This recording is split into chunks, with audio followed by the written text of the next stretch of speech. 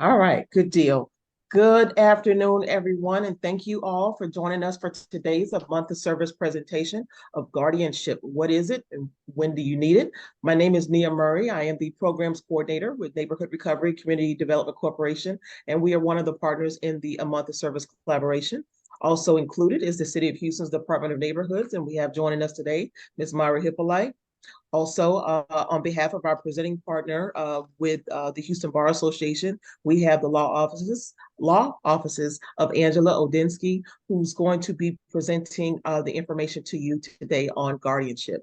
But also included in the A Month of Service collaboration is Lone Star Legal Aid, the Earl Carl Institute, Houston Volunteer Lawyers, Harris Central Appraisal District, and the Harris County Tax Assessor Collector's Office. And together we make up A Month of Service. And basically, what A Month of Service is a collaboration of all 8 different organizations. We come together on a monthly basis and offer a variety of different workshops and resources and information relative to asset building, asset protection, the maintaining of generational wealth, and community empowerment. We know that there are a lot of underserved communities that are out there that don't necessarily have access to a lot of information, especially a lot of legal information, don't know where to go for particular resources or information that's out there they actually need.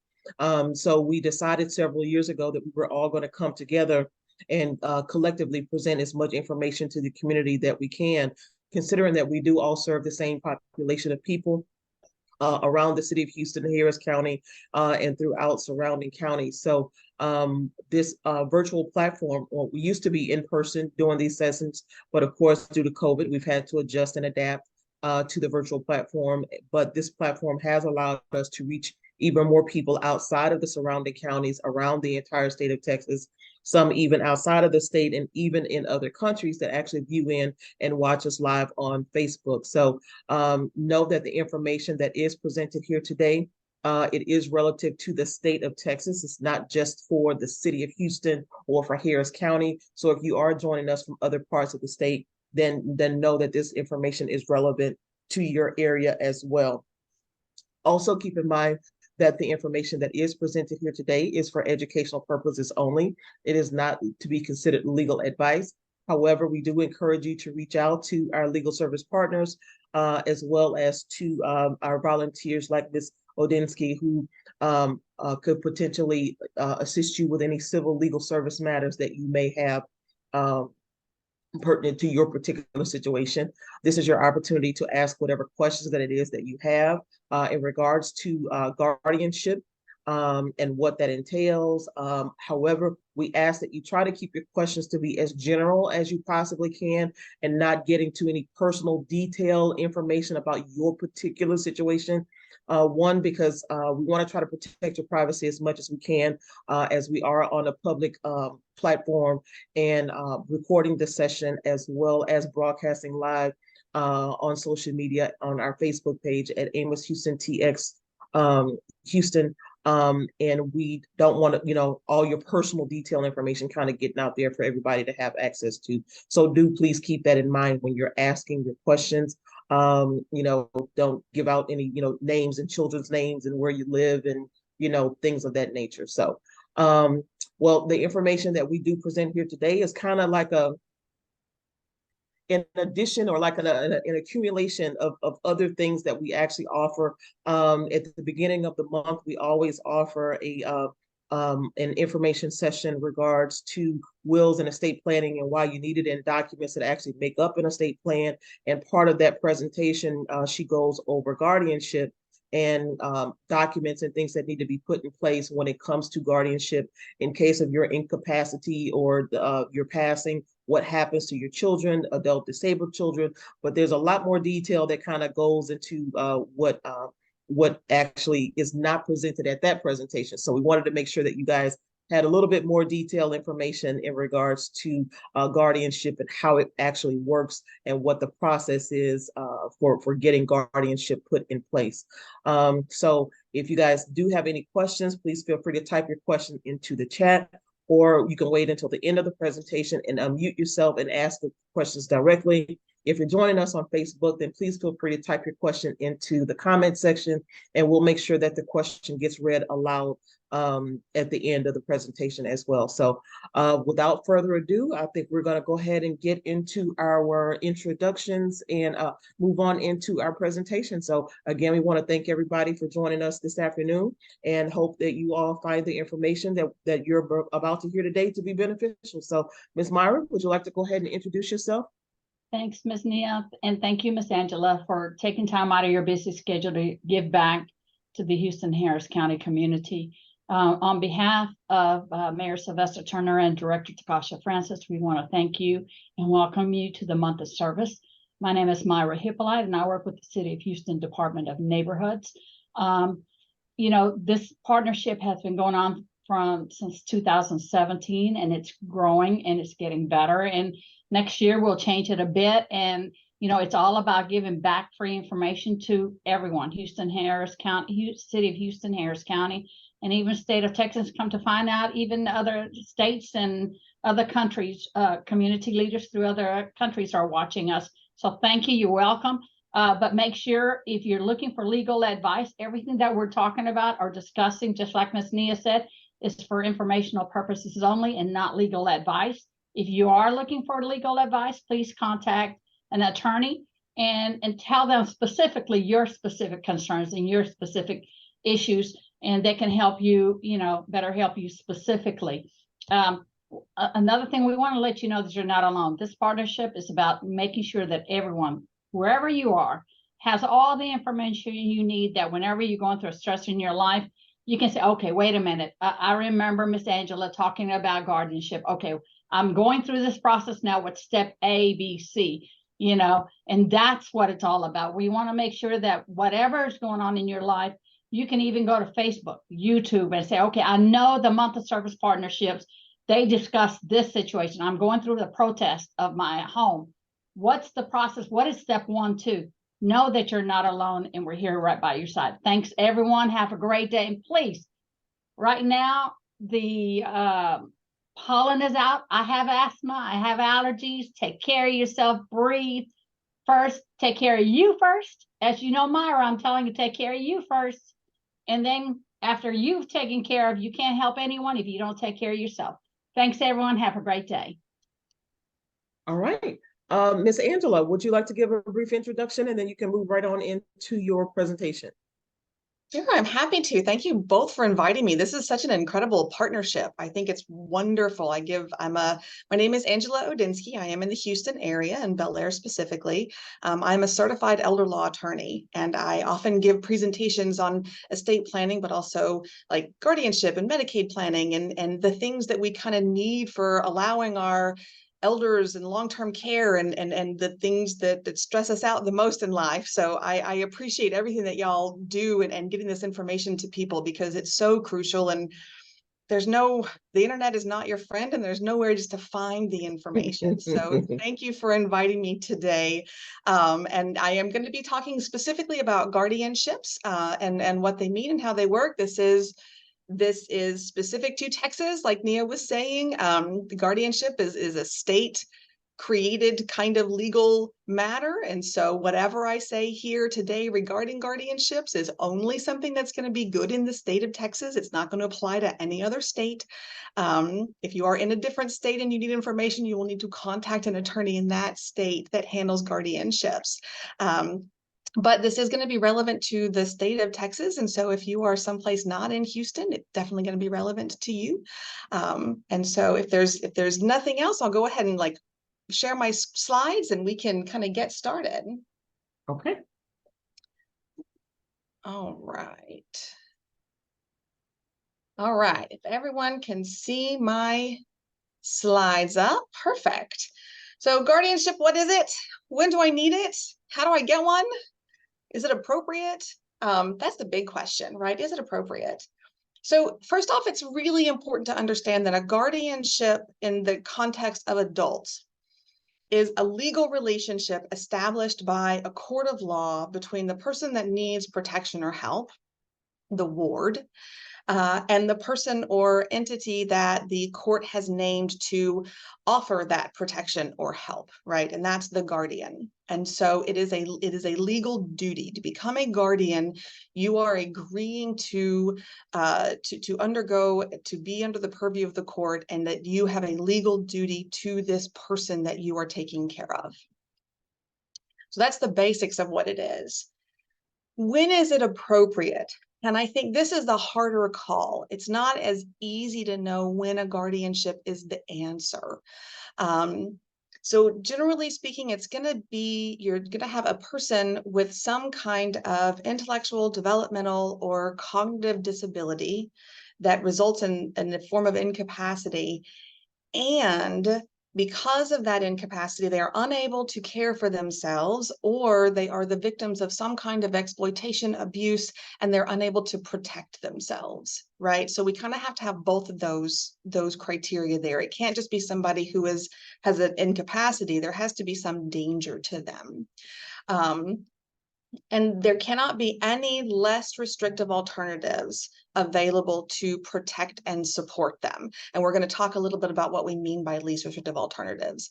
I think it's really important to understand that in Texas, guardianships are absolutely the last resort. Generally speaking, our legal makeup does not support guardianships as the first answer. You have to go through everything else first, and then only then, if guardianship is the last one, that is when a guardianship is appropriate. Okay, so pros and cons, right? Anytime you're in the legal system, we have pros, we have cons to getting involved in this at all. You can protect your loved one, right? So the pro of becoming a guardian is you have the ability and the legal authority to protect your loved one, to act on their behalf, to ensure that their assets are managed correctly, that they live in a safe place that is caring for them in a way that is appropriate to their needs. The cons are, whenever you seek a guardianship of an adult, especially, you are creating a situation wherein that adult loses the rights and privileges that we generally apply to adults in our society. And so we are stripping an adult of basic rights that we generally allow them to have, which is why it's so important that we only seek a guardianship in the absolute most extreme circumstances, because these are the rights of people who are being taken away. You're under continuous court involvement, right? You're never, it's never just you and the ward, right? You are working on behalf of the court to ensure the ward's safety. The court has imbued you with the authority of a guardian to take care of certain things, but the court is always going to be overseeing what it is that you're doing. And then it can be costly and time consuming to get a guardianship. So again, it really has to be something that is necessary for the care of your loved one.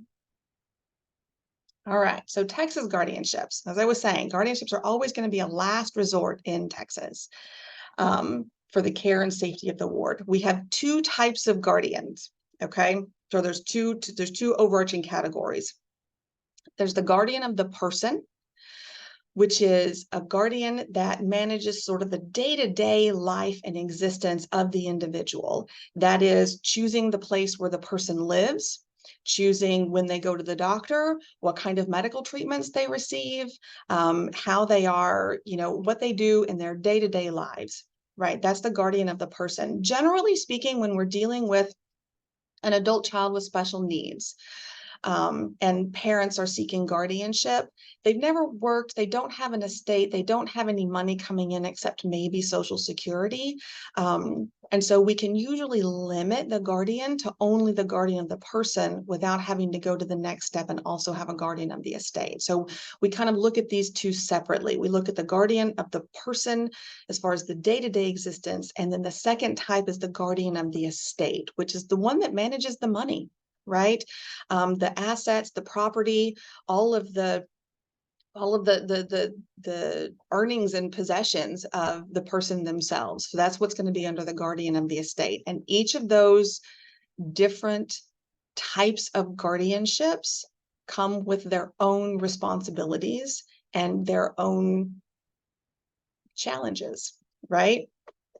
You can also have a limited guardianship or a total guardianship. So because a guardianship does remove the rights of an adult, we want to be very clear that we're only removing rights that are necessary. And so sometimes we can tailor a guardianship to only affect specific rights that are required in a circumstance to protect the ward without creating a total complete guardianship where someone's over literally every aspect of their lives. And so that's going to be a discussion that you would have with your guardianship attorney about what's going to be the most appropriate for your circumstances and for the person that you were trying to protect. I think it's also really important to kind of think about guardianship. It has to be person-centered. So we have to be really focused on the needs and the dignity and the life and quality of life of the ward themselves. Oftentimes, especially for caregivers, they've been spending so much time like just trying to get things done that sometimes the personhood of the ward of the individual can kind of get lost. And it's really important when you're approaching a guardianship, especially of an elder, that their personhood and their dignity kind of maintain priority in the discussions and the needs. Okay, so requirements of a guardianship. So now we kind of know what a guardianship is and how important it is. I need to stress that this is not a simple endeavor. This is a very complex, complicated endeavor, and it should be. We do not want to create circumstances where just anyone can decide that, oh, well, that person's acting, erratically, and so therefore they need to have all of their rights stripped away and a guardian needs to be placed over them, right? We don't want it to be easy. We want it to be hard. We want there to be hoops that you have to jump through because we want to be very certain that a guardianship is appropriate. So if you do decide to seek a guardianship, if that is something that is going to be in the best interest of the person that you are trying to protect, then the first thing that has to happen is you have to go to the doctor and get something called a physician's certificate of medical examination. That is a document required by the courts, created by statute, that either a physician, an MD, a psychologist, or an advanced nurse practitioner can fill out. So up until September of this year, only a physician was able to fill it out, but some laws were changed and updated. And so now an advanced nurse practitioner and a psychologist is also entitled to fill out this document. It is about 6 pages, and it goes over literally everything that the person is able to do, right? So it asks these questions of the doctor that the doctor fills out. Can this person make decisions regarding where they live? Is this person able to make decisions regarding businesses? Is this person able to make decisions regarding investments and money management? Can this person engage in activities of daily living, right? Can they dress themselves? Can they move from one room to the other? Where is their level of ability?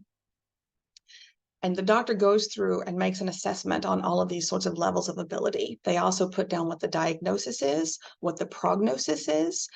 Is this expected to go on forever? Is it expected to be progressive, get worse? Is it expected to stay exactly where it is? And then they make a recommendation based on the statute for guardianship to say whether or not the person that they're evaluating is a good candidate for a guardianship, whether or not that person needs to have a guardian. And they'll make that recommendation, and then we file it with the court. But the doctor's recommendation is not the last thing, right? That is the first thing. So we have to have the doctor's recommendation first, and then we go through the rest of the process. But that is not the last. The doctor does not have the last word. They have the first word, and then we move forward from there. Once you file the application, and you file that certificate of medical examination in the court, then the court sends out a court investigator who is somebody specially trained within the court to, at least in Harris County, they're specially trained within the court to interview the proposed ward, the family, friends, school, kind of gather all the information around. And then they make an independent report to the court to say whether or not this person is indeed in need of a guardianship, if a guardianship is going to be the right solution for them, or if there are perhaps less restrictive alternatives that could be employed first. So the court investigator makes their report. Another attorney called an attorney ad litem is assigned by the court. That attorney is responsible for ensuring the rights of the actual of the ward themselves. And so they are assigned by the court. They will go out, they will interview the ward, they will also make a determination of whether or not they agree with the application, and that the proposed ward does indeed need a guardianship. So we have several levels of individuals who are going to be involved in this. That is true whether the proposed ward has been diagnosed with nonverbal autism since they were 5 years old, or the proposed ward is somebody with moderate to advanced stage dementia, right? So the process is the same for a guardian of the adult, no matter what we're talking about. We're going to go through the same things. And then if there's no dispute, right, there's no arguing amongst the family as to who gets to be the guardian. There's no argument about whether or not a guardian is going to be needed. If everyone kind of agrees that there is something going on here, then you also have to show to the court that you've attempted some less restrictive alternatives and that they won't work, right? That you've done other things. So for example, one of the things they were talking about, someone comes and talks about estate planning, and they talk about documents that you can have in hopes of avoiding a guardianship. And so you were doing this presentation to kind of explain what guardianships are, kind of as a companion to that sort of estate planning one. So a lot of those documents we can use as a less restrictive alternative. So if you have an agent under a durable power of attorney, and that agent has the authority and is able to manage your assets and your income, then maybe we don't need a guardian of the estate, because we have a document that allows somebody else to come in and pay your bills and make sure that your investments are up to date, and make sure that nobody else is kind of, taking from your accounts. Now, if your agent is the one stealing from you, then we have a different circumstance, right? Then that is a problem and we have to deal with that. But that can be what we consider a less restrictive alternative, is to have a really robust power of attorney in place. And if that's not going to work for whatever reason, then you have to show the court why. Either a power of attorney document wasn't executed prior to the person losing capacity, or it's not strong enough, it doesn't have the powers required that are going to be needed in order to assist somebody. Just horror stories, right? In my own practice, I had a client come in with a durable power of attorney in hand and say, I need to help my sister. We got to get all this done. They had pulled the durable power of attorney offline, and they signed it in front of a notary, and they initialed only by the provision that said that the agent could manage digital assets. And that's it. That is the only thing that the agent had the authority to do, was manage Facebook. It was a mistake that was made in the moment. It wasn't done, like, no attorney did this. No attorney was overseeing anything. They just made a mistake on the line where they had initialed, and there was nothing we could do about it because the person had lost capacity by that time. And so now the only option is to seek a guardianship. And so that would be something that you would show to the court and say, look, they attempted to do a power of attorney a while ago. They thought they had everything under control, but it turns out that this line was initialed in the wrong spot. And that's all it takes. Right? So there's no less restrictive alternative. The only way we can manage this person's real estate and bank accounts and et cetera is to move forward with a guardianship, right? And so that would be something that you would show the court about a less restrictive alternative. I know that's kind of an extreme example, but it happens. The weirdest things happen, and we end up in these places where it's like, okay, what's our solution, right? Sometimes it's a guardianship, sometimes not. Okay, so the requirements of a guardian. If you meet all the criteria, and the investigator and the ad litem and the doctor and the court and everyone agrees that a guardianship is in the best interest of this person that you are trying to protect or trying to assist, then we have to decide whether or not you meet the requirements. If you're the one bringing the application, right? We have to decide if the person bringing the application meets the requirements of a guardian. So they have to be qualified to serve. Generally speaking, that means that they cannot have a felony on their record. They cannot owe money to the proposed ward. There can't have been allegations of abuse in the past, right? So you have to meet certain kind of moral, ethical guidelines in order to generally meet the requirements of a guardian. You have to submit to a criminal background check. And if we're going for a guardian of the estate and we have an estate, I believe it's over $50,000, then you also have to submit fingerprinting, right? The court takes this incredibly seriously. You have to post a bond, and the bond's going to be set by the court, generally based on the cash value of the estate.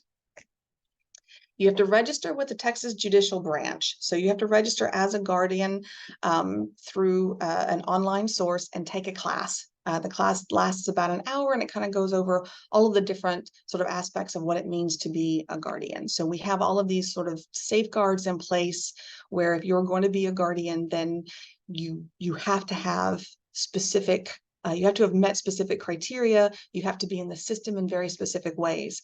And attorneys who represent people in guardianships, either as the ad litem on the case or representing a person seeking a guardianship, they also have to have a special guardianship certification. And so just any attorney is not able to manage a guardianship, but they have to be certified to do guardianships in Texas.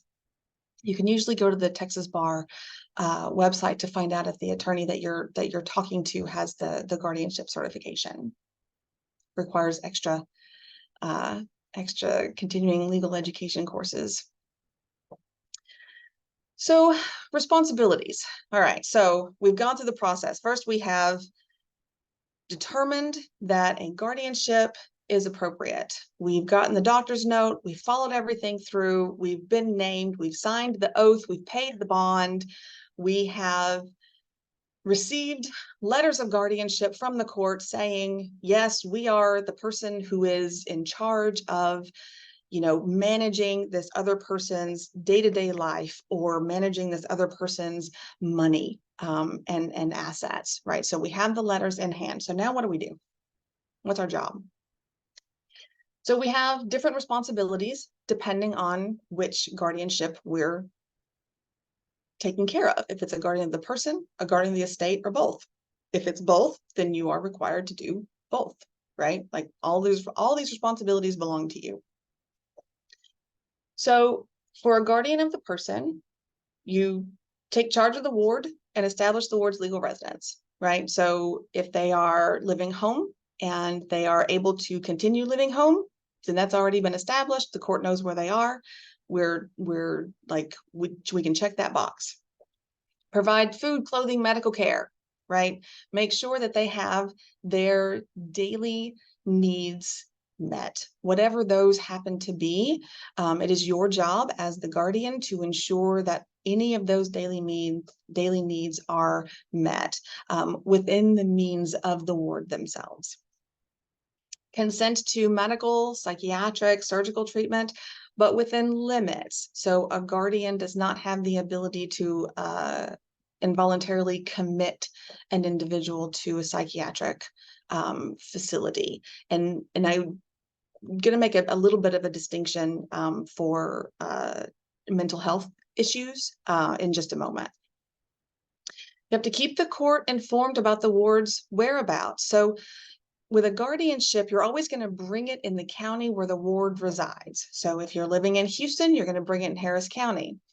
If you move to Fort Bend, right? So let's say you moved to Sugar Land and you've moved to Fort Bend County, then you have to transfer that guardianship to Fort Bend because you're always going to be in the county court in the county where the ward lives is where is where the court's going to have oversight.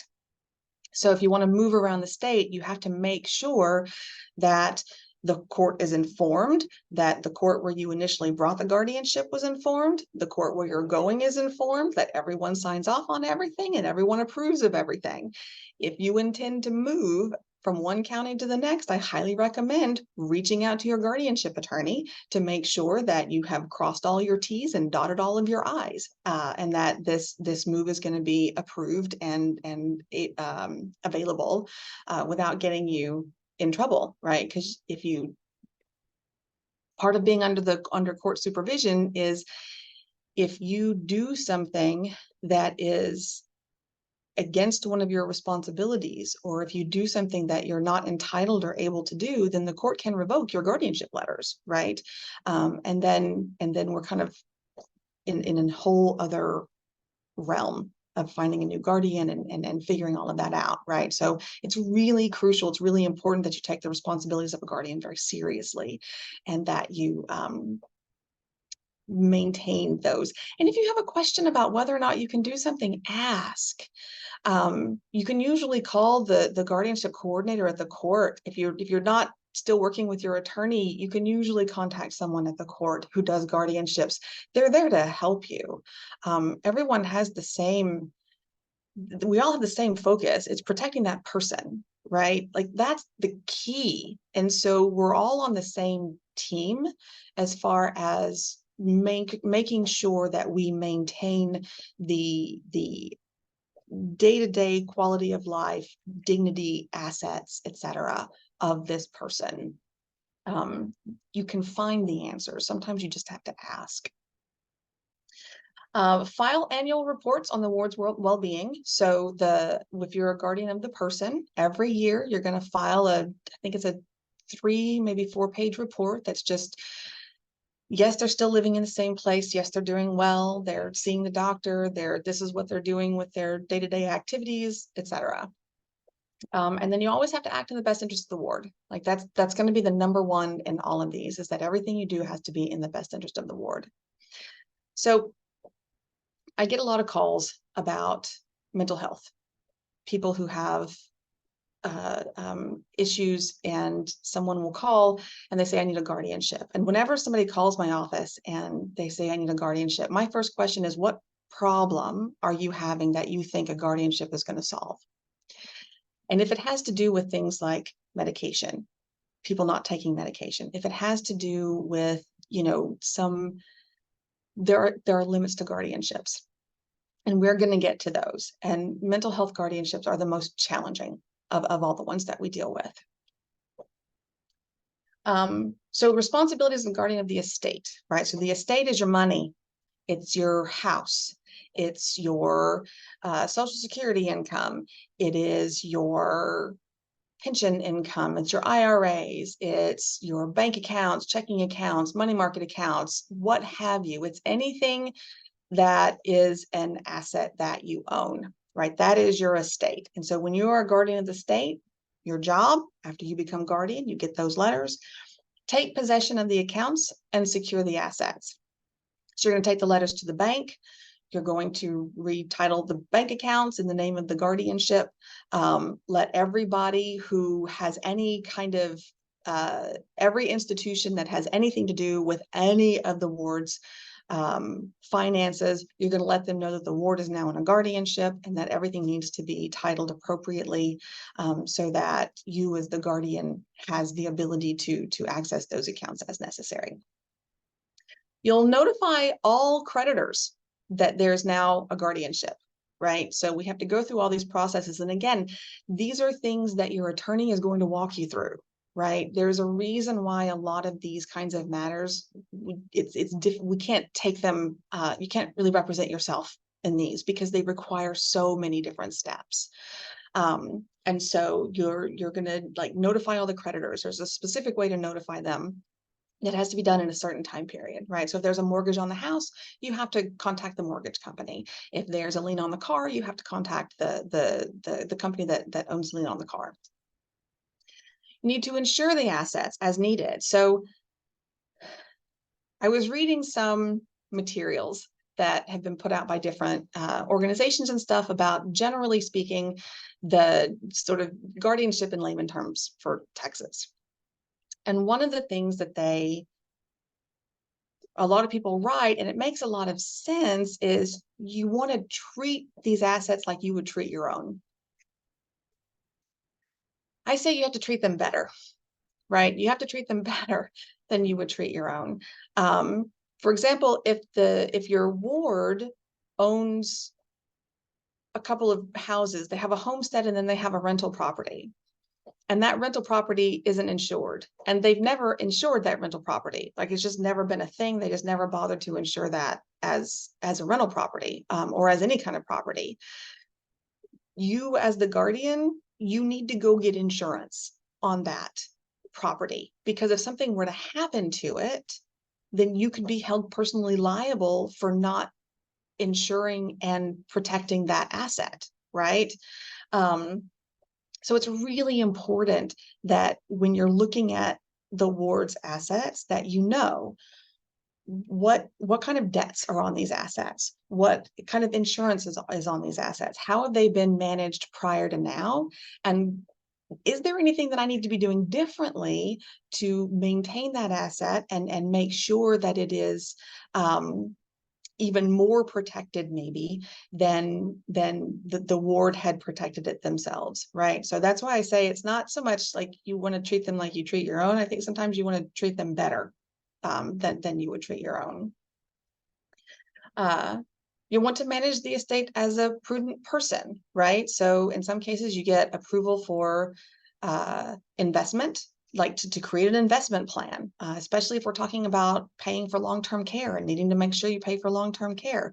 There are some excellent financial advisors out there that specialize in guardianship, that specializes in advising and investment within guardianships. And so, that's, again, something to talk to your attorney about, and see if there are some things that can be done so that not only are you protecting the asset, but you're treating it as a prudent person and investing it. You have to request permission to use the ward's funds. Nothing comes out of a ward's estate that the court doesn't agree to or approve of, right? So generally speaking, you'll ask for an allowance, which is going to cover the monthly expenses, and you have to submit some kind of evidence regarding those monthly expenses and what they look like.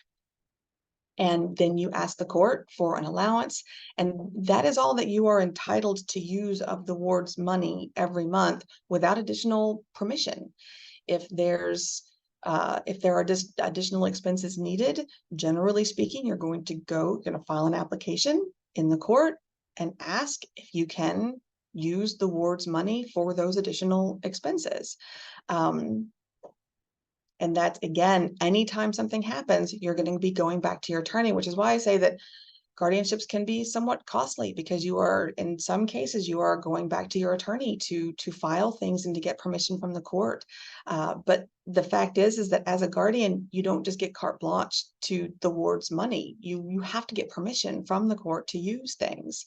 And every year you're going to file an accounting. And that accounting is going to literally account for every penny spent over the course of the year of the guardianship.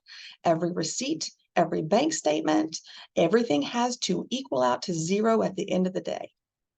All of those accountings have to be done, and it has to be done once a year. And if your accounting is not done, you don't get renewed letters. And those letters of guardianship that I was telling you about earlier, so after you've signed the oath and you've filed your bond and you've received your letters of guardianship and you've opened those bank accounts, well, those letters of guardianship have a year, in some months, right, expiration date, because every year you have to go back and you have to file that accounting. And again, you always have to act in the best interest of the ward. Everything we're doing at all times is acting in the best interest of the ward. Okay. So guardians are responsible and liable for meeting the legal responsibilities established by the court, which, paying the bills, making decisions, maintaining assets, ensuring medical and living needs, right? So this is the basics of what we're going to be doing. Everything I was talking about before was a little bit more detailed. This is kind of global, big picture. You're literally in charge of a whole person's existence as a guardian. That is an enormous burden, and that is an enormous thing to try to undertake. But that's how you have to think about it. You have to think about it as being entirely in charge of a whole other adult person who lived a whole other life, right? If it's an adult with dementia or some other cognitive issues that require guardianship. And even if it's a young adult with disabilities, right? Or with some kind of intellectual or developmental disability, then you're still managing a whole person's life, everything about it. Speaking of adults with special needs, right? The moment a person turns 18, they become an adult. It does not matter what their diagnosis is. It does not matter how long they've had that diagnosis. Technically speaking, by law, they turn 18, they are an adult. If you want to, as a parent, continue making medical decisions for them, talk to the insurance company about them, do anything on their behalf, then you have to seek a guardianship. In a lot of cases, doctors will talk to you about a guardianship when somebody is turning 18, or the school or something will mention that. But I have a lot of clients who were very surprised to find out that at 18 they had to do this thing for their adult child who has never been able to take care of themselves. There was just sort of this presumption that everything would just continue on simply because of the diagnosis, but that's just not the case. You still have to go through the process of becoming a guardian in order to continue making decisions for your adult with special needs. Okay. The guardian is not responsible for personally funding the ward's living expenses or for paying a ward's past debts. So this is a question, again, I get all the time. Are the creditors going to be able to come after me? No.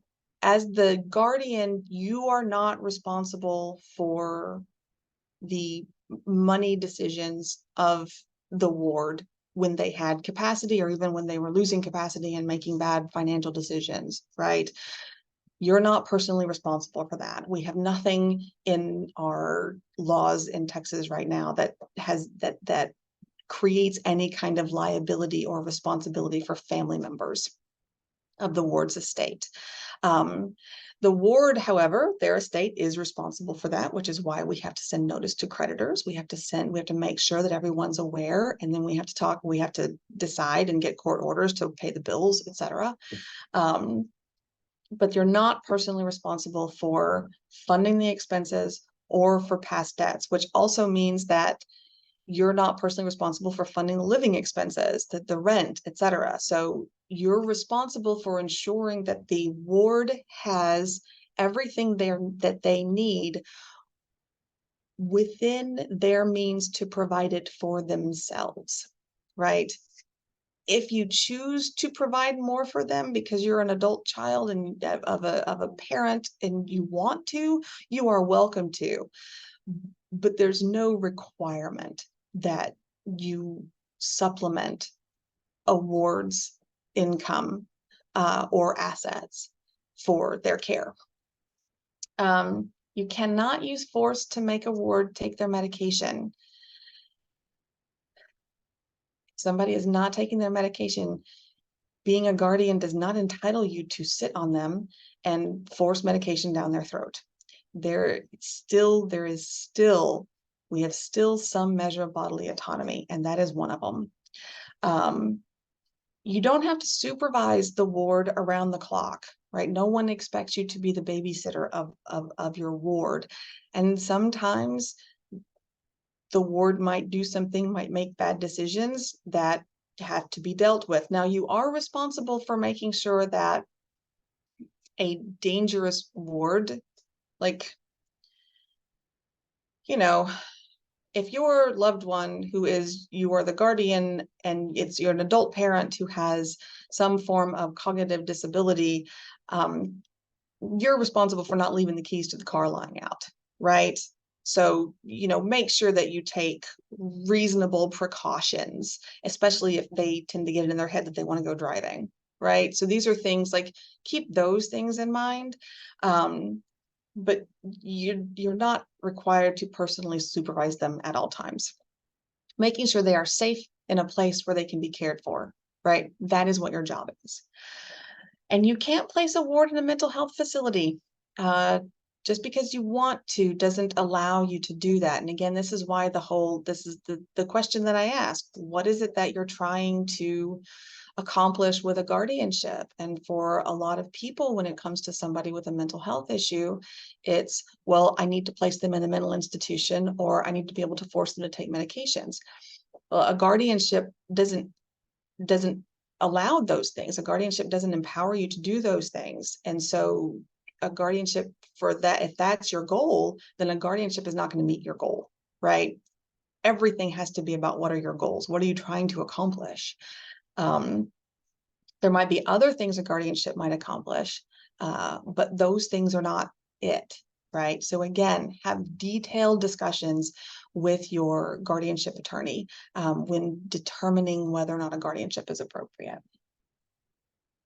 So alternatives to guardianship, right? So again, a guardianship is only appropriate if there is literally no other option. And I think going over what it means to be a guardian and the onerous nature of being responsible for this adult human being, it makes it very clear why it is a last ditch effort, right? There's no other option. So let's talk about what other options we might be able to have, right? So if a person is capable of caring for themselves with the help of supports and services, then they don't need a guardianship. So different supports and services, supported decision-making agreements. So a person with a disability chooses a trusted person to assist in decision-making. This is a document created by statute that we can have. It is good in circumstances where we'll have an adult child with special needs, but also the ability to mostly take care of themselves. So adult children who have been diagnosed on the autism spectrum, and they're going to a university, they're going to college, but they might need some help making good decisions. They might need to have a little bit of additional support from their parents. A supported decision-making agreement might be a good solution to that, right? So it's somebody who is capable of making some decisions but needs help. That would be a support. That would be a time when maybe a supported decision-making agreement would be good, because the supporter cannot make decisions on behalf of the person, and they can't override the decisions of the person, which I think is the most important. So like a guardian is always going to be able to, the person themselves in a guardianship award doesn't have the ability to make decisions, generally speaking. So a guardian, whatever they say, isn't necessarily the last word. Using a supported decision-making agreement or a durable power of attorney, the person who signed that document always has the last word. They are always the person who gets to ultimately make the decision. Supports and services, so that things that we can avoid a guardian of the person, right? So if we're going to try to avoid a guardian of the person, so that's again the day-to-day life, medical living, etc. Mental health centers, adult daycare, amazing place in Houston is one of the most incredible adult daycares for people with Alzheimer's and dementia, and they just do such a great job of keeping people engaged and quality of life. I am such a huge fan. Adult daycare centers could be near you. That would be a good place for your person to go during the day that can keep them safe, and maybe we can avoid a guardian of the person. Assisted living facilities. If it's a person who has some kind, or memory care facilities, right? If they can be placed in a memory care facility or in an assisted living facility that has some kind of locked ward or something, if they wander, then that's a way to keep them safe, right? And if there's a medical power of attorney where someone can make medical decisions, then maybe between those two things, we can avoid a guardian of the person. If the family's not fighting over it, then those are some really great alternatives. Case management, having a geriatric care manager for an older person, or even a geriatric care manager for a person with special needs, right? Who can kind of help coordinate care and make sure that like all the little pieces, right? Because it's never just one thing, it's always 10 things.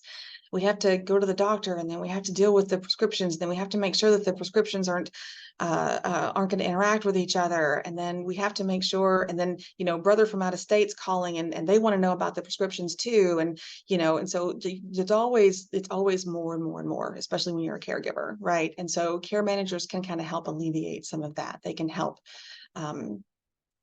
spread it out so that we're not one person in charge of everything. And so we don't feel the need to like seek this guardianship, right? So we have a care manager or a case management that we can kind of like keep things under wraps without feeling so overwhelmed. Transition assistance services. This is primarily for adults with special needs, right? Who are transitioning from one school to the next. Medical powers of attorney. We rely on those a lot in the elder law context. Supports and services for the estate, bill pay system, right? So if somebody's generally living okay on their own, but they've gotten to a point where they're just not paying the bills. So, the lights get turned off, or they, they're not managing kind of those day-to-day things that require scheduled. So maybe a bill pay system would be a less restrictive alternative that would help them, at least for a while. It's not going to work forever, but we don't need to seek a guardianship immediately. So let's see what we can do first. Let's try these things first before we seek a guardianship. If they're receiving funds through Social Security, then you can apply to Social Security to be representative payee. So for example, if your loved one's only receiving Social Security, and that's the only form of income that they have, if they otherwise don't have a lot of other estate assets that need to be managed. So again, this usually is dealing with adults with special needs, but sometimes it can be elders that don't have a lot of assets. Then you can seek to become a representative payee to the Social Security Administration. Then you'll be reporting to the Social Security Administration how you use that money, right? Because there has to be some kind of checks and balances on all of this. But the check will come to you, you'll deposit it, you'll be in charge of it, and then we can avoid a guardianship of the estate because the only funds coming into the estate are being managed through the Social Security Representative Payee Program. Sometimes joint bank accounts, convenience accounts work. If it's one of those situations where we're just kind of trying to protect mom or dad, especially from elder exploitation, from financial exploitation, scams. Scam artists are they are so unfortunately talented in what they do. And sometimes I get calls from people who are like, mom's been scammed out of these thousands of dollars, and we need to find the best way to protect her and her assets in the future. And it's like, guardianship might be a conversation that we can have, but let's think about other things, right? So maybe these convenience accounts where an adult child who's sort of involved can sort of monitor things and see how things are going. Maybe we create trusts instead so that we have multiple trustees that are helping manage mom's estate so that she's not the sole one in charge of the checkbook, right? Special needs trusts, if you have an adult with special needs, having special needs trusts, ABLE accounts. These are kind of specialized tools that we use in the special needs world, but they can help avoid guardianship of the estate when necessary. Again, these are all things to talk to your attorney about. Like, it's one thing to call saying I need a guardianship. It's another to call being like, okay, here's my issue. Here's my goal. What do we need to do to set up to reach that goal, right? In some cases, guardianship is going to be the answer. In some cases, there might be other answers, and it's worth exploring those other answers. So, final thoughts, right? Guardianship is sometimes necessary, but never desired. We are talking about stripping the rights of an adult, right? So it is sometimes necessary. Sometimes we can't avoid it, but it's never what anyone wants, right? It's not what the guardian wants. It's not what the ward wants. It's not what the court wants. Nobody wants this, but it's a necessary evil that we sometimes have to deal with. A guardian's a court-created position and therefore always subject to court oversight. It's not an easy thing. It's not an easy thing to be a guardian. There are always going to be some kind of checks and balances and oversights dealing with it. And if there is any other possible way to assist and protect your loved one, a guardianship is not the answer. That other possible way is going to be the answer. All right. That is what I have. This is me. Again, I'm in Bel Air, Texas, and Houston area. And I am happy to take questions now. I can go ahead and stop sharing my screen. And yes. I don't know where the questions, I don't see any questions in the chat. There haven't been any questions that have been put into the chat. Okay. But there was one that was emailed to me prior to, that's actually what I was pulling up just now. If I can get this spreadsheet to actually work correctly. Can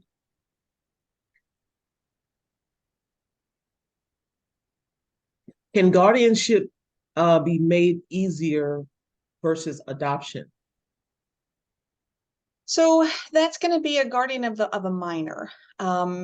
This is that's a separate area. I can't speak to that because I deal with adult guardianships and not minor guardianships. I'm sorry. I don't I should have made that clearer. But those are two separate areas.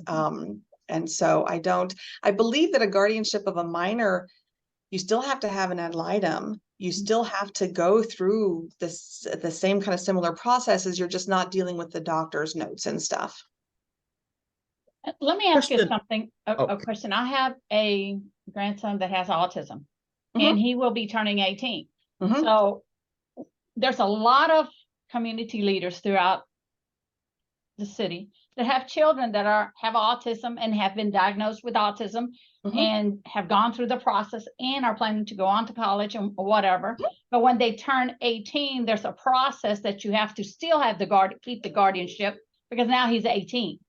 And the parents still need to keep that, that control, because some kids, yes, that have autism can go on and, but there's other children that need that little still, even though they're going to be independent, the parents still needs to be some control. So if they can be independent, like if they can live independently, then guardianship is not your answer. Okay. That is a very, but that's a very common thing. But again, so that's when I would look at like powers of attorney, medical power of attorney, durable power of attorney, supported decision-making agreement. If the 18-year-old, right, if the adult person with disabilities has the ability, the cognitive ability to understand that what these documents do, that they're going to allow the parents to continue assisting them in these ways with these accounts and to do these things, then I would say that they can sign those documents and allow the parents to assist them that way. But somebody who is generally going to be going off to college, or generally going to be able to hold a job, or generally going to be able to do things on their own, no matter what their diagnosis, a guardianship is not necessarily, it's not required in those circumstances. There are least restrictive alternatives that we can point to. Okay, fantastic. Because a lot of parents with children with autism think, oh no, when they turn 18, I need to do this. This is A, B, C, D, E. And if they're independent just like any other child. Right. Now, could the argument be made though, depending on the functioning level of a child with autism by the time they turn 18? Could the argument be made to say that they are not capable of signing documents that would give their parents power of attorney in So the event that they can't do certain things or make certain absolutely. So that's the thing about autism. It's a spectrum, right? yeah. So you have people who have a high level of ability and you have people with a lower level of ability. And Mhm. so whenever we're dealing with adults with adult children with disabilities, right? Whenever we're dealing with that with that population, it's always about what are they able to do and what are they Mhm. not able to do. And so if their autism is advanced to a point or on the spectrum to a point where their functioning level does not allow them to understand these documents, then they cannot live independently anyway, right? Right. If they don't understand a document well enough to know, like to be able to grasp that this document means that their parents help them pay their bills, then it is unlikely that they are somebody who is going to be able to live on their own anyway. And so in that case, maybe a guardianship would be more appropriate. And that's when we would go through the whole process. We would go through getting that physician's medical certification. We would go through getting the having the court investigator come out and interview them. The ad litem would come out and interview them, and then everyone would have to agree, or everyone would kind of make their report to the court, and then the court would make that determination after that.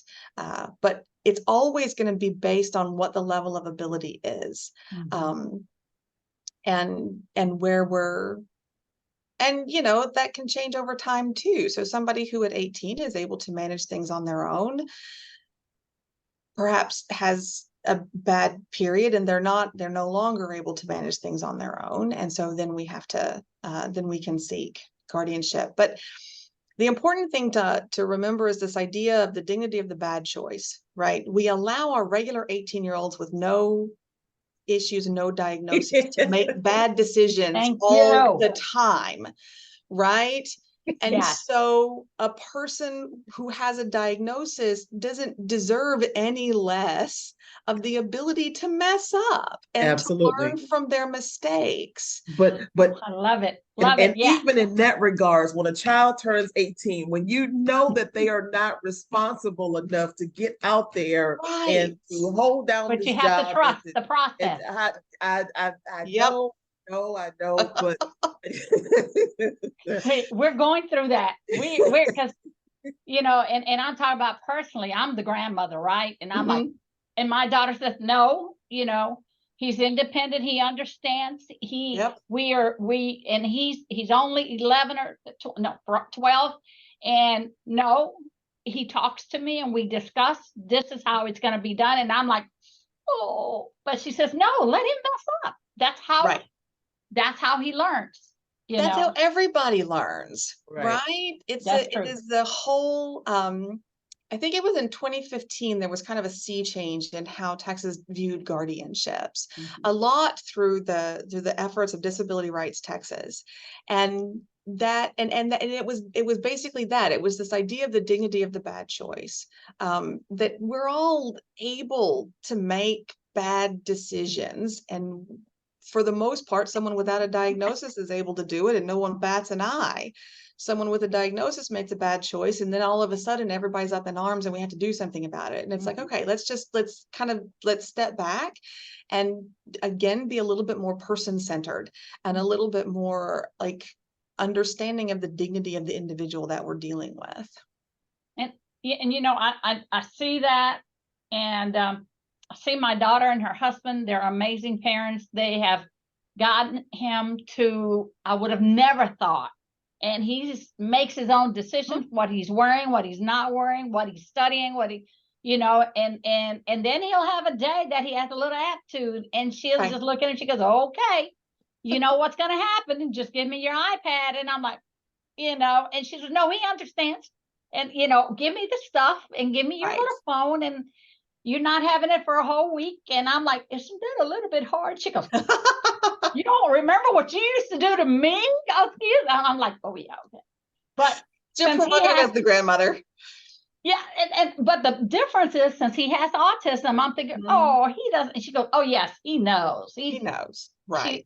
she says Now, he's running circles around you, Mom. And I'm like, now regardless if a child has autism or doesn't have autism, by the time they actually turn 18 and they're getting out there and they're making these choices, making mistakes, going through their Mhm. wayward things, is it better for them to still at least go ahead and sign like power of attorney, all those kinds of Oh my things, gosh, just so yes. that Yes. I don't in the care. I event. don't care good who you question. are. I don't care what your level is. I don't care. There is a right answer to at what age should we all have all of our documents done? And that right answer is 18. And 18. let me tell you, and again, like I pull these, I tell stories from my practice because it illuminates so much. I got a call from a mom whose 20-year-old was in a car wreck. The 20-year-old was in a coma. No one could get into her apartment. No one could access her bank account to pay bills. There was no power of attorney. There's no nothing. And I know it sounds like a horror story, and it really is. It's The life traumatizing to think life about life these things. But the fact is that we need to have them in place. And as a matter of fact, when I do planning for parents who have college-age children, I do their powers of attorney as a courtesy because it's so important and so few people think about it. They think, oh, I'm not old enough. I'm not old enough to need a power of attorney. I'm not old enough to need a medical power of attorney. Nothing's going to happen to me. Well, Mhm. you know what? If your child is in college, so I'm in Houston, right? If your child's in college in Austin, if a child's in college at UT and something happens to them and you call the doctor and you want to find out more information, well, unless that child is like able to give permission to talk to you, no one's going to talk to you. Doesn't matter that you're paying their college tuition. Doesn't matter that you're paying their insurance bills, right? You don't Now, automatically have a right to information once a child turns 18. now, once a child actually moves, like if they move out of state to go to college, are those power of attorneys documents valid when they go to school wherever they are? So I prefer to do them in the state where they're at. Okay. Usually you can find medical powers of attorney and HIPAA authorization and things like those are fairly highly available. Sometimes other states will honor the ones that they have in front of them. Sometimes they don't, right? I mean, that's why it's always preferable to go through the state where they're at to see if you can find the documents for them. Sometimes the universities might have them on hand. You just have to ask for them and say, hey, do you have forms for these kinds of things while my child is going to university here? I'd like to go ahead and make sure that I will be told if there's a horrible accident, other than just as like an emergency contact, you know what I mean?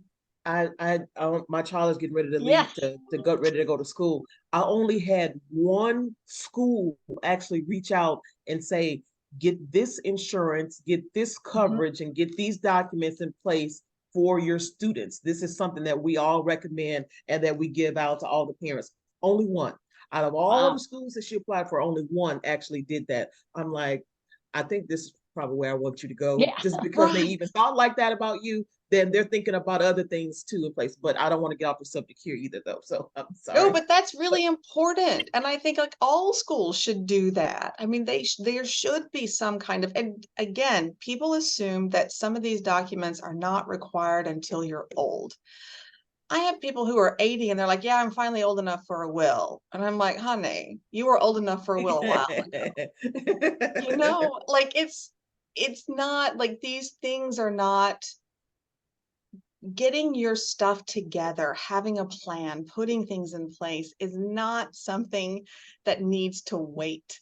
And Um, if nothing else, COVID should have told everybody that or made everybody gainfully aware of think that about it. a few years Exactly. ago, because it didn't COVID did not have an age limit on it or time frame or anything like that. So let me ask this question. Mhm. Are there things that can be put in place to try to help safeguard a lot of seniors when it comes to scams and fraud and things of that nature when it's the guardian Mm. that could be potentially, or some other family member that could be potentially taking advantage of or defrauding an elderly relative?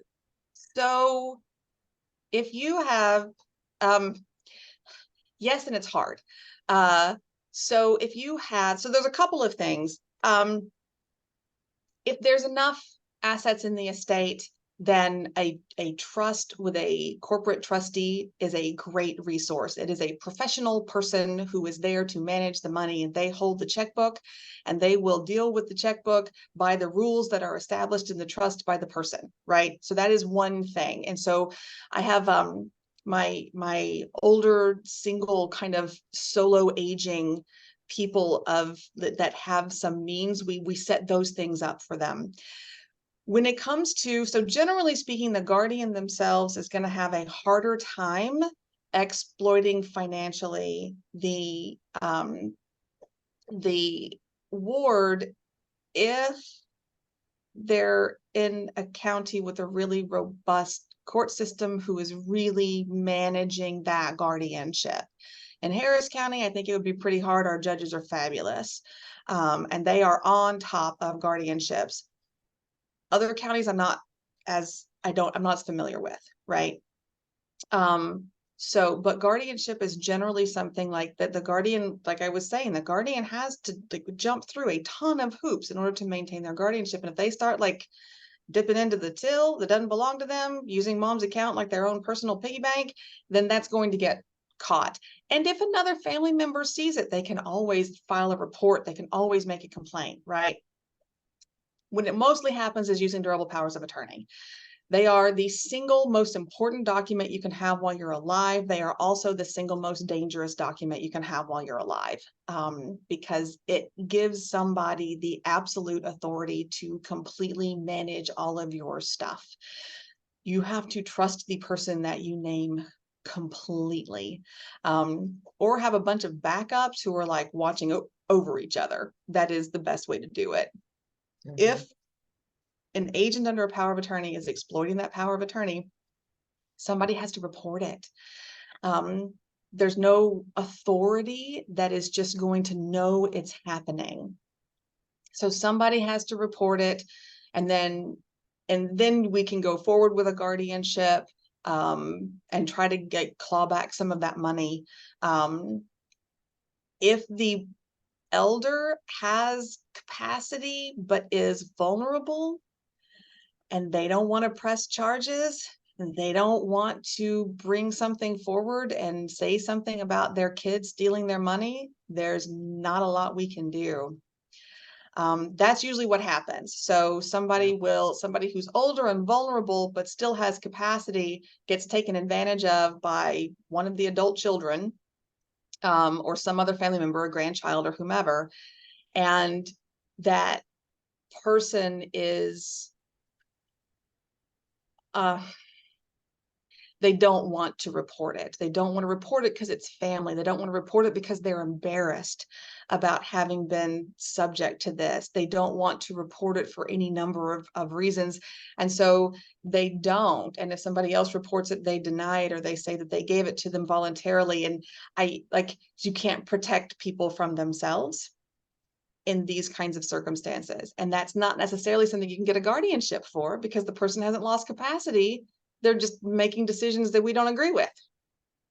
Now, what happens when and I've seen this a couple of times, only a couple, where you've got an elderly person that's now in a nursing care facility, and the facility has control over their payments, Social Security checks, and things of that nature. I've seen where some of those folks are not really taking care of the senior the way that they're supposed to, where they don't have proper clothing. Yeah. They're not kept, they're not, they're experiencing abuse, but the facility itself has control over the person's funds. What do you do in that regard? You can report them to the state. You can contact the ombudsman. So ombudsmen are your best friends when we're talking about the nursing home facilities. So the ombudsman are through Texas Health and Human Services. Their role is to be an advocate for the patients. They understand patients' rights better than anyone. And they can they can kind of come in. Sometimes you have to call Adult Protective Services. Sometimes you have to call, like, so you have to report as many times as possible to as many agencies as possible. Generally speaking, if it's a nursing home, then they are receiving funds from Medicare, Medicaid services, CMS. They're somehow getting Medicaid services, and so they are under the purview of those regulations, and you can always report them, right? And so there are different reporting mechanisms that you can go through administratively. If there's other, when there's family involved, if there's fraud involved, then you have to get a civil attorney involved, right? And go that route. Ultimately depends on what's happening, because I've seen circumstances where there's no assets left, the person's on Medicaid, they're receiving the nursing facilities receiving the Social Security money, and they're using that as the co-payment, which is what they're supposed to be doing. And so that's like, as far as whether or not the person is getting the care that they need, that's an issue that we all have to, like, that's an issue that we all have. A nursing facility is never going to pay for it's never going to care for your person the same way that you would care for your person. Exactly. I believe I saw somebody that unmuted themselves. I don't know if it was Ms. Thomas or Ms. Smith. I don't know if you guys had a question. Yes, I did. Hi, Ms. How are you all? Thank you all for this How are you today? I'm Ms. great. Thomas. Hi there. I'm sorry I missed a few. I'm a caregiver for my mom. Yes, you I have are. a question, and actually it's two. One of them has to do with the POA, but another has to do with adult children who are not as functional, kind of like what you've been talking about. The question with a POA, is the POA invalidated if the agent's last name changes? Do you have to keep getting another POA if over the course of time that agent's last name has changed more than once? I'm not real sure about that, but that was a question. No. Okay, so the thing about a power of attorney is, like, the document itself is still fine as long as we can identify who the agent is supposed to be. Whether or not a bank's going to accept that, totally different story. We don't have a lot of teeth in our power of attorney statute that gives an agent the authority to force an institution to accept the power of attorney, right? To accept the document. We have we have a process we can go through to try to force a bank to accept it. But it's not a matter of whether or not it's legal. It's a matter of, practically speaking, can we get somebody to allow it? Can we get somebody to actually honor it? And that's where the issue comes in, is in the honoring of it. And so if you have a way to show that the name on it is still you, right? Like you have a past ID or whatever, especially if the person can't do a new one because they've lost capacity, then we can try to figure out a way to move forward. Like, you can show the bank, you can fight with them. Sometimes it requires going to different branches until you find somebody who will help you, right? Like, yeah. Sometimes you just have to do the legwork to find the person who's like, okay, I can help you with this, right? And I've definitely had clients do that. And sometimes we have to go through the process, which can take a couple of months and be a little bit expensive, and have to go through court and say, hey, why aren't you honoring this power of attorney, right? So it's not a, it's a more challenging question, I think, than a lot of people expect it to be. Well, because I tend to ask challenging the questions. power of attorney document isn't something that has to actually be filed. It's just a form or something that you write up that needs to be notarized that That's says, right, I'm giving this person the authority to do make these things, blah, blah, blah, whatever. Yeah. So sometimes that's why you run into those issues with the bank. Like, I don't know if this is even valid. Did so-and-so actually write this, So the bank or whomever is going to protect themselves by any means, because they're the ones ultimately liable once they start releasing funds to somebody and, that kind of thing. So right. No. But what was your second question? The second question was, in the case of a guardianship Mhm. with an adult child, Mhm. the responsibilities you mentioned, lots of responsibilities and accountability. Mhm. Is there an accountability for the guardian to involve that adult child in activities or things that can help them to be their best self? Things of that nature. Or is that a whole different realm? And, No, so if it's an adult child with disabilities, yes, that guardian does have a responsibility to allow that adult child or to help that adult child engage in those things if they're able to do so. It's not necessarily something they're going to lose the guardianship over if they're not doing that, but it certainly is preferred. Like, because when you file that annual report with the court, one of the things is like, what are they spending their time doing in the day? And are they like, and the court likes to see, you know, well, they go to this, they have this day job program, right? So they go to this job program where they spend this amount of time, and this is what they, you know, this is what the outcome of that is. And so that's definitely preferable. It's not necessarily required because every adult child is going to be different and have different abilities and going to need different things. And so they can't necessarily require that by statute. It's just, that makes sense. yeah, it's going to be more flexible than that.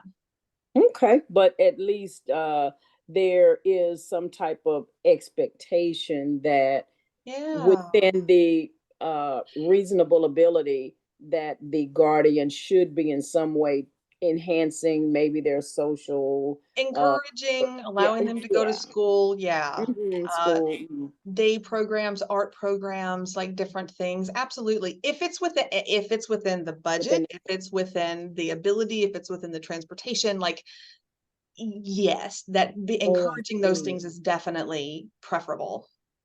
Okay. Those were my questions. Thank you. You're welcome. Okay.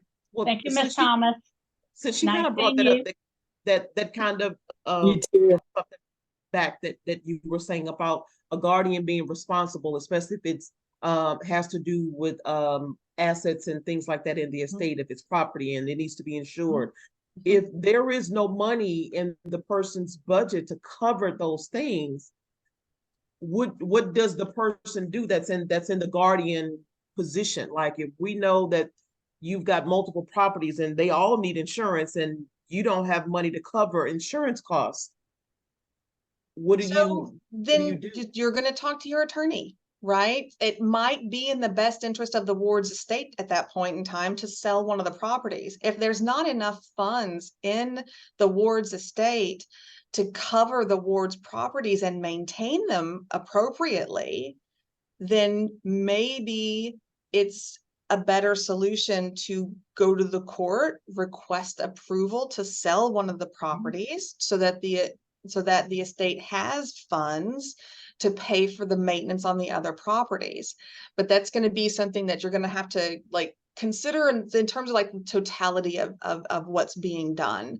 Because, you know, at that point, like, where are they living and how are those living expenses being taken care of? And, you know, how is their caregiving being taken care of? Are we going to run out of money at any moment? Because we have all these, because we're land rich and cash poor, right? And so maybe that is a consideration that we have to think about in terms of always doing what's in the best interest of the ward, and in this case, what's in the best interest of the ward's estate. If the estate can't maintain itself, then maybe selling a property is what's in the best interest. I had one of my real estate clients that was an elderly lady, was her health was kind of slowly deteriorating, and that she was on Medicare, Medicaid. I can't remember which is which. Like, which one is it while you're Medicare is health insurance. Okay. Period. Medicaid is the government benefits program.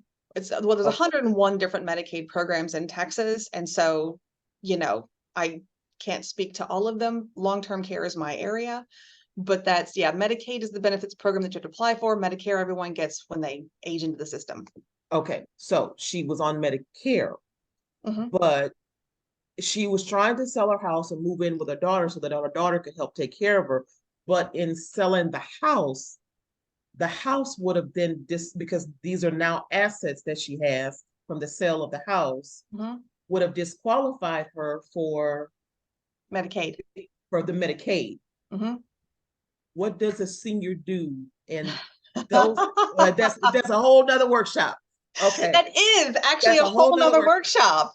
And I was talking to my That's, director about that was a question that somebody yes, else had brought to me a while back.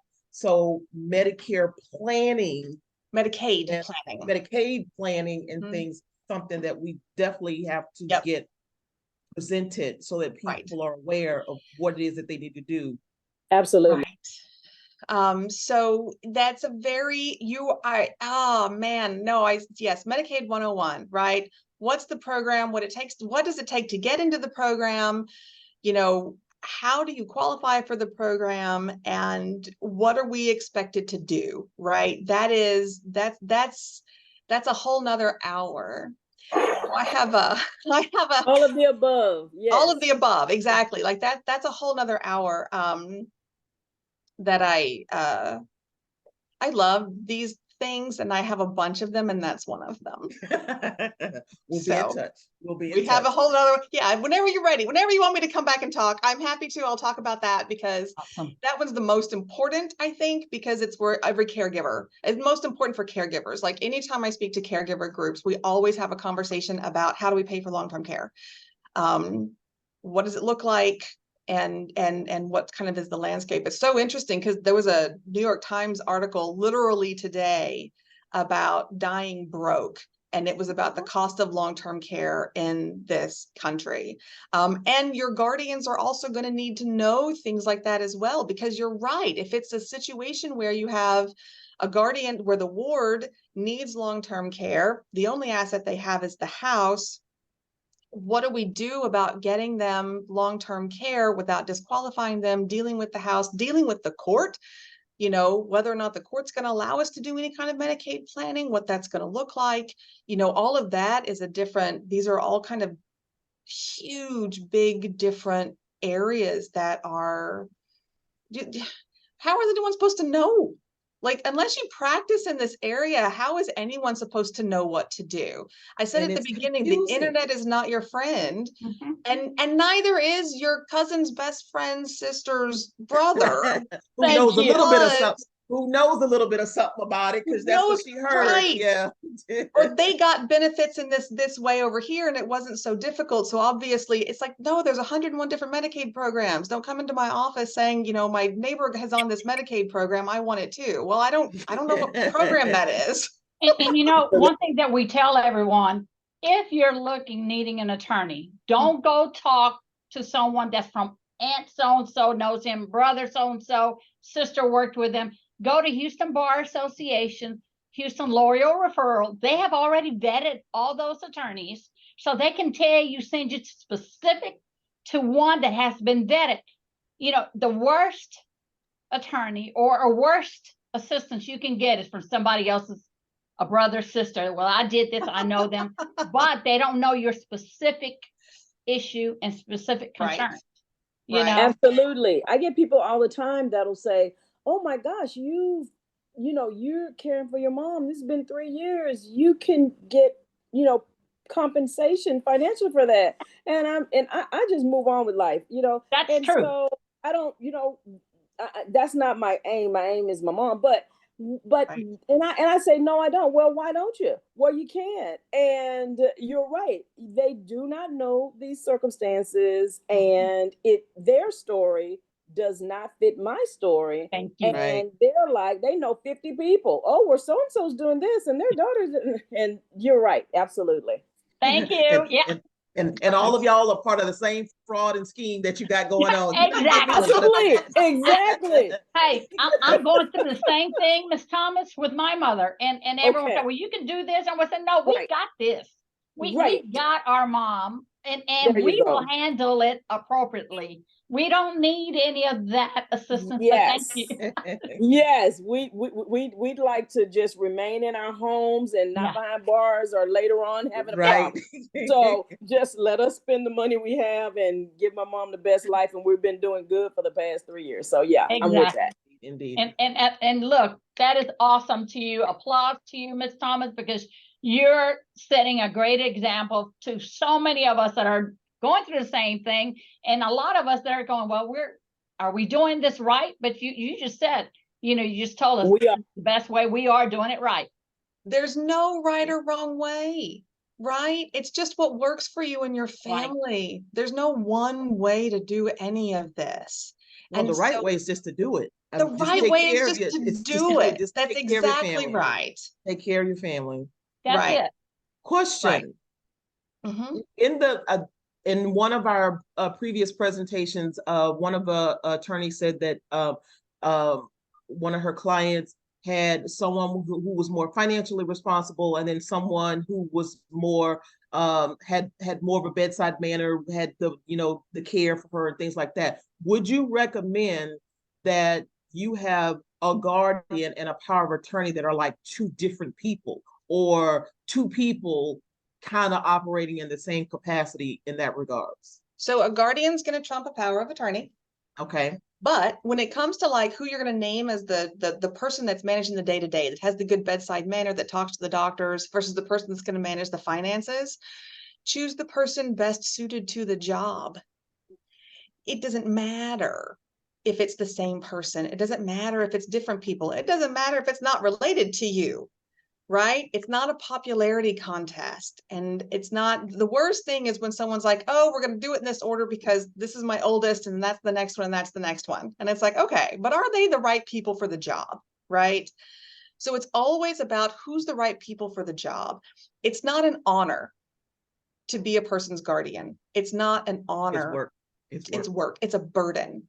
Who can shoulder that burden the best? Who has the ability, who has the time, who has the right temperament, the right approach? That's the most important. And one of the documents that I'm sure your person that came earlier, I'm sure they talked about, was the Declaration of Guardian Prior to Need, which is a document where, heaven forbid, again, I have to stress, we don't like guardianships, we don't want to do them. If it is a necessary evil in your life, when you have the opportunity to do all of your documents, you can say, this is who I want to serve as my guardian of the person. This is who I want to serve as my guardian of the estate. And most importantly, this is who I disqualify from serving as my guardian under any circumstance, right? And so you have the ability, it's not acquiescing to a guardianship. It's not saying you want it. It's not agreeing to a guardianship right now or in the future. It's not doing any of that. It's simply saying, if there is a need for a guardianship in my future, I am creating a document for you to take to the judge, and the judge has to look at that and say, okay, if they're not otherwise disqualified, they're going to be the guardians, because we have to take the wishes of the ward into account, right? Again, it's that person-centered kind of approach to these things. And so those can be different people who you name as your guardian of the person or the estate. Those can be the same people.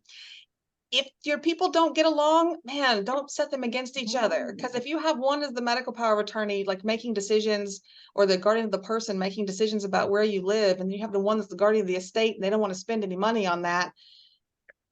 That was my next thing. What happens when that conflict comes about? Oh. Because you never know. You may think that the person that you're putting in charge would have the best intentions, would do things accurately. They would never be the one to do something like this.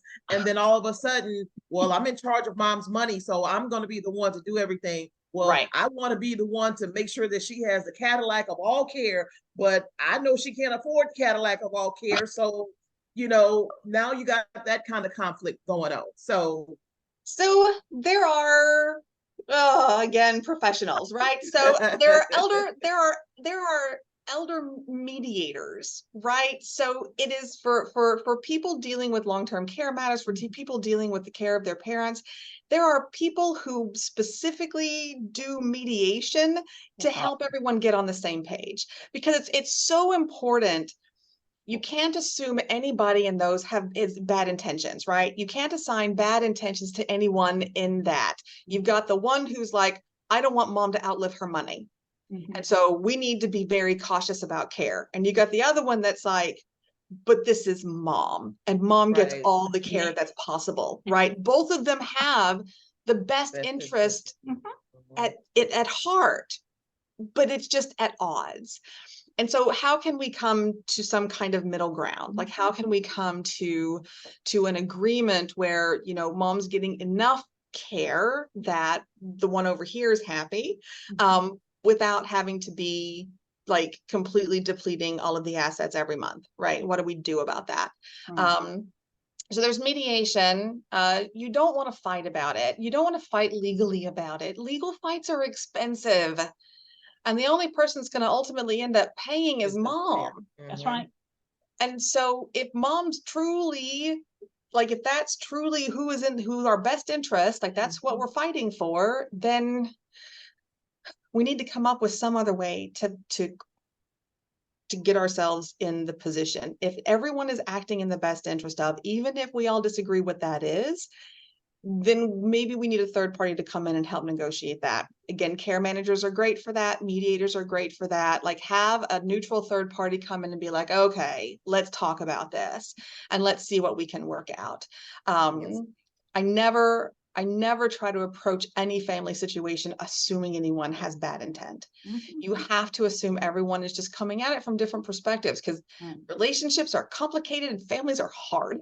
Like, it is all so difficult. And when someone gets sick like this, it's very, very difficult to try to find the exact right thing to do. Again, there's no right answers. There's just creating a situation that does the best for mom, that everyone can agree with and is on the same page. You know, Miss Angela, I love what you said about mediation. I thought a lot of people don't realize that it's so easy. If you have a disagreement with your mom, with your brother, with anything, your neighbor, friend, mediation is one of the easiest ways to have someone to sit there and not decide, but help you work through that process together easily. Not something that's going to be legally consuming, that you're going to all go through a stressful process. But mediation is, you have someone that's listening to both sides and helping you work through that process, that disagreement, whatever it is, and come to one conclusion as one team, that everyone is happy. Thank you so much for adding mediation into that process, because I think we all forget that we have to go get an attorney right away and go, no, you can start off slowly, work through mediation, and have someone work with you through that process as one team. Well, and then ultimately talking to mom or whoever the ward is. What do you like? What do you want? What are we going to do? Have the conversation well enough in advance, so getting to this point that everybody's kind of already on the same page. We already have a plan in place. This is why it is we need to do what it is that we have to do, you know, long before anything actually happens, where you have to then, you know, come up at the last minute trying to resolve some kind of conflict, and everybody's emotions are involved. Oh my God. When everybody's at a calm place, they can actually talk and sit down, come up with a plan, have the conversation about what really needs to be done. Miss Angela, thank you very, very much. We really appreciate all the information that you provided. Ms. Thomas, you had another question? No, I just wanted to piggyback on what you were saying. I think that's great. Sometimes in the effort to do right by the person, you forget the person. And I think interjecting to involve them is very important. Involve them in their own lives. Even a seat at that table that you were talking about. And it reminds me of a saying that I'd heard many years ago through an organization and program, and it was nothing about us without us. Right. And that applies there. Agreed. Indeed. I love that. Thank you, Ms. Thomas. I don't know that if anybody's ever actually had to care for an older person or not, but that is one of the most difficult things to do, is to care for an aging parent that you now have to parent. Yep. And they don't want to listen to nothing. You don't know what you're talking about. I'm going to do this my way. I don't care that I just had back or neck surgery. I'm going to get up and walk outside if I feel like it, and you're not going to tell me that I can't. So, you know, it just it's But you know what, Nia? One thing that I love, we're going through that. And my husband is my mother's best friend, because I am actually like the big mama now, excuse me. I am, you know, we got to do the A, B, C, D. And he says, no, we have to talk to mom. And you have to ask her what she wants. She is not your child. And I'm like, oh my God, that's true. That's mom. Because now I'm making decisions like if she was my child, but she's not. So I seem to try to forget that, you know, and mama will look at me and roll her eyes and she's, I'm still going to do what I'm going to do. And I'm going, no, let's, you know, like when we were deciding about the car, taking her keys. He says, you don't just take the keys, which I'm very thankful that my husband has a great relationship with my mother. Because he says, no, we're going to sit there and have her give us the key. And we're going to have a discussion about it. And she's going to tell us it's time for her not to drive anymore. You're not going to take the key. But me, you know, so that is a great reminder, Nia, because it is hard, especially when you're the youngest. And so she still sees me as the baby. So I understand, and I've gotten that. So I've got to work, you know, I'm climbing steps and maybe they're going straight down, you know, turning, curving. But thank you, Nia. That is an amazing example because, you know, it's hard. It's really hard. Indeed, indeed. But again, Miss Angela, thank you very much. I hope everybody got some information out of this presentation about guardianship that they did not know before, the processes and the responsibility of a guardian, of a ward, and what needs to be done. So thank you very much. I actually have my page of notes right here. I do too. I have a couple notes going. So we need you back, Miss Angela. We need you back. Happy anytime.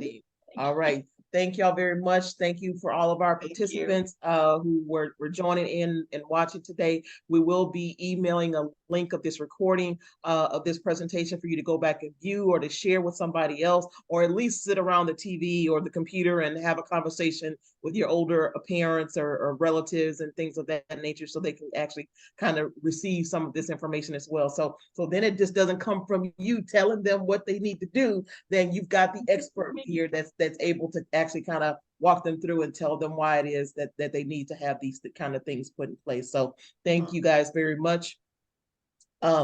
For all of our participants, I don't see any questions online on Facebook, but we want to thank you guys for joining in and watching the presentation as well. So you all have a wonderful holiday.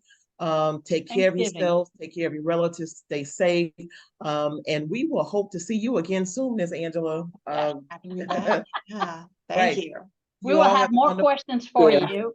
Absolutely, absolutely. And everyone remember, you have to have, just like Nia said, you have to have a discussion with your family, with your parents, not talk at them, but let's discuss the process and let's see what you want.